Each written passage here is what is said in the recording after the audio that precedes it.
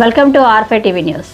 కేంద్ర ప్రభుత్వం తీసుకువచ్చిన 4 లేబర్ కోడ్లు కార్మికుల హక్కులను హరించే చట్టాలుగా మారాయని ఆర్సీపీఐ రాష్ట్ర కార్యదర్శి రంబాల సతీష్ తీవ్రంగా విమర్శించారు. తిరుపతి నగరంలోని రాళ్లపల్లి గెస్ట్ హౌస్లో జరిగిన ఆర్సీపీఐ సమావేశంలో ఆయన మాట్లాడుతూ లేబర్ కోడ్ల పేరుతో పని గంటలు పెంచడం, ఉద్యోగ భద్రత తొలగించడం, కార్మిక సంఘాల హక్కులను కట్టడి చేయడమే ప్రభుత్వ ఉద్దేశమని ఆరోపించారు.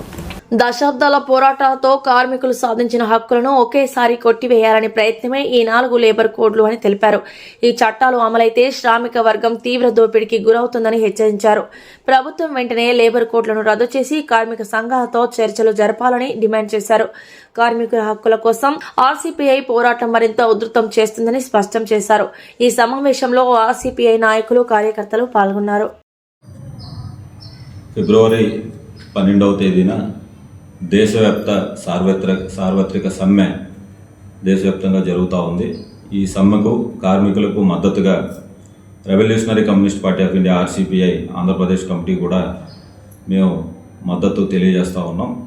ముఖ్యంగా కేంద్రంలో నరేంద్ర మోడీ కానివ్వండి, రాష్ట్రంలో చంద్రబాబు నాయుడు కానివ్వండి, ఈ కూటమి ప్రభుత్వం కలయిక అనేది ఈరోజు ఆంధ్రప్రదేశ్కి పట్టిన పీడగా ఈరోజు మేము చెప్తా ఉన్నాం. ఎందుకు అనంటే ఈరోజు విదేశాల నుంచి కార్పొరేట్ సంస్థలు వస్తూ ఉన్నాయి, మన రాష్ట్రానికి లక్షల్లో ఉద్యోగాలు వస్తాయని చెప్తా ఉన్నారు. కానీ వాస్తవానికి లక్షల్లో ఉద్యోగాలు ఊడుతున్నాయని చెప్పేసి మేము చెప్తా ఉన్నాం. ఈరోజు ఊడిన ఉద్యోగాలని ఈరోజు మీరు ఎక్కడా కూడా ఏ డేటాబేస్లో కూడా ఎంటర్ చేయడం లేదు.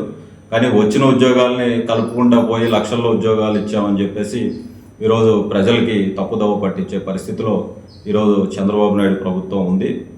అట్లాగే దేశంలోనే ఎక్కడా లేని విధంగా మన ఆంధ్రప్రదేశ్లో పరిశ్రమల్లో పనిచేస్తున్నటువంటి కాంట్రాక్ట్ కార్మికులకు చాలా అతి తక్కువ వేతనాలు, కనీస వేతనాలు అమలవుతూ ఉన్నాయి ఈరోజు.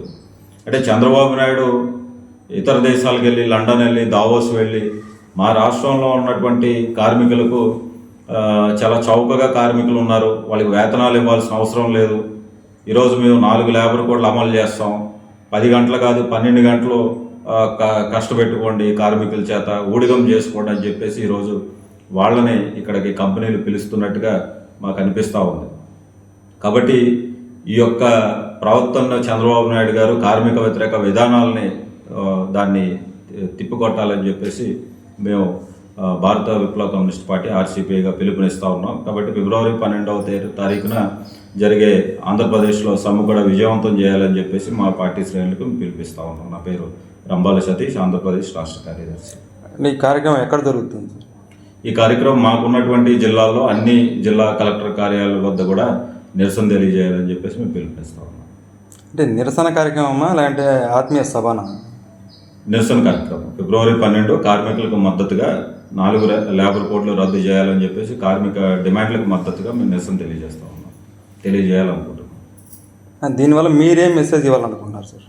అంటే ఖచ్చితంగా కార్మికులందరూ కూడా ఐక్యంగా పోరాడాలి. కార్మిక వ్యతిరేక విధానాలు నశించే వరకు కూడా, ఆపేంత వరకు కూడా కార్మిక హక్కులకై అందరూ కూడా కలిసికట్టుగా ఐక్యంగా పోరాడాలని చెప్పి పిలుపునిస్తాం. కార్మికుల హక్కులు ఓకే సార్, కార్మికుల హక్కులు అంటే ఏంటి, మీ వెర్షన్ ఏంటి? అంటే 4 లేబర్ కోడ్లు రద్దు చేయాలి. అంటే 8 గంటల పని విధానం మనకు ఉండేది, కానీ కూటమి ప్రభుత్వం వచ్చిన తర్వాత అది 10 గంటల పని విధానం అమలు చేస్తూ ఉన్నారు. ఇది రద్దు కావాలా. అలాగే కనీస వేతనం ఈరోజు 420 రూపాయలు ఉంది. సో దాన్ని మేము కనీస వేతనం అది సరిపోదు, ఖచ్చితంగా నెలకి 28,000 రూపాయల జీతం అమలు చేయాలని చెప్పేసి మేము డిమాండ్ చేస్తూ ఉన్నాం. 28,000 అంటే దాదాపుగా అప్పుడు 800 అవుతుంది కదా సార్. అవును. అది అంటే ఒకేసారి డబల్ చేయడంలో గవర్నమెంట్ చేయగలదంటారా? అంటే ఖచ్చితంగా చేయగలుగుతుంది. ఎందుకు అని అంటున్నామంటే సుప్రీంకోర్టు దాదాపుగా మనకి 2014లోనే ఒక తీర్పు ఇచ్చింది. అంటే ఇన్ఫ్లేషన్కి అనుగుణంగా జీతభత్యాలు అనేవి ఫార్ములేట్ చేసి వాళ్ళకి కనీస వేతనం అమలు చేయాలి అనేది ఒక డిమాండ్ ఉంది. కానీ ఆ డిమాండ్ని ఏ పాలక వర్గాలు కూడా పట్టించుకోవడం లేదు.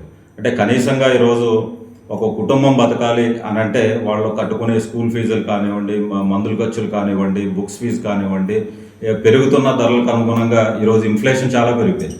అంటే దాదాపుగా ఎకనామిక్ సర్వే ఆఫ్ ఆంధ్రప్రదేశ్ కానీ ఇండియా కానీ ఇచ్చిన రిపోర్ట్లో ఆంధ్రప్రదేశ్లో దాదాపు లాస్ట్ మార్చికి 42% ఇన్ఫ్లేషన్ ఉంది. నువ్వు 42% ఇన్ఫ్లేషన్ పెట్టుకొని మీరు కేవలం 2% వేతనాలు పెంచితే ఎట్లా సాధ్యపడుతుంది?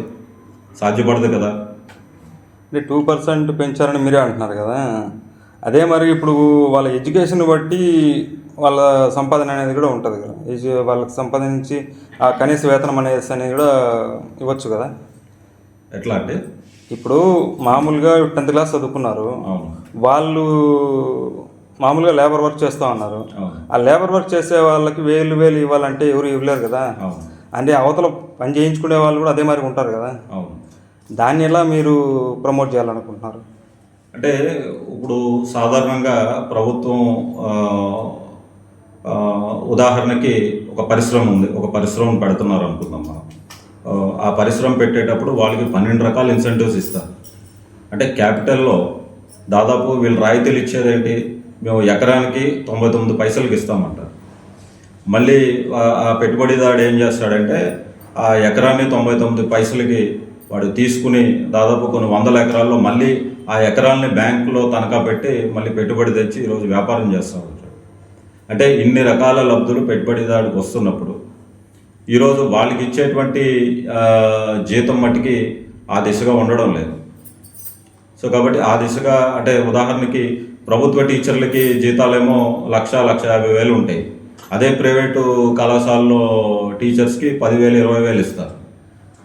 సో మరి ఇది అట్లా మనం చెప్తాం ఈరోజు. అందుకనే కార్పొరేట్ స్కూళ్ళల్లో పనిచేసేటువంటి స్టాఫ్ అందరూ కూడా చాలా దోపిడీకి గురవుతూ ఉన్నారు. అంటే ఆ డిఫరెన్స్ని మరి దాన్ని ఎట్లా మనం మాట్లాడతాం? అప్పుడు మీరు గవర్నమెంట్ని ఎందుకు ఉపయోగించుకోవట్లేదు? అంటే గవర్నమెంట్ స్కూల్స్ కానీ అన్ని కార్పొరేట్ స్కూల్స్కే పంపిస్తున్నారు పిల్లల్ని, మా పిల్లలు బాగా చదవాలనేసి అని. అంటే ఆ ఎడ్యుకేషన్ గవర్నమెంట్ టీచర్స్ చెప్పట్లేదా? అంటే దీంట్లో మనం ఉదాహరణకి ఈరోజు ప్రజల్ని బాగా అంటే ప్రతిదీ కూడా అంటే పక్క వాళ్ళని చూసి నేర్చుకోవడం, అంటే ప్రైవేట్లో అంటే 6th స్టాండర్డ్ నుంచి IIT అని ఇట్లా అని కాంపిటీషన్ అని అదని ఇదని ఈరోజు రకరకాల ప్రలోభాలకి గురయ్యేటువంటి అమాయకమైనటువంటి తల్లిదండ్రులు అందరూ కూడా ఈవెన్ బాగా ఉన్నటువంటి ఎడ్యుకేటెడ్గా ఉన్నటువంటి తల్లిదండ్రులు కూడా ఈరోజు ప్రైవేట్ స్కూళ్ళకే పంపాలి అనే ఒక దీంతో ఈరోజు వెళ్తూ ఉన్నారు. అందుకని ఈరోజు ఇట్లాంటి పథకాలు ఉపయోగించుకోలేని స్థితిలో ఉన్నారు. ఇదే అదునుగా మొన్న ఉదాహరణకి అన్ని CBSE స్కూళ్ళల్లో కూడా 25% సీట్లు ఉచితంగా ఇవ్వాలని ప్రైవేట్ మేనేజ్మెంట్కి చెప్పింది. ఆ పథకం అందరికీ తెలుసు.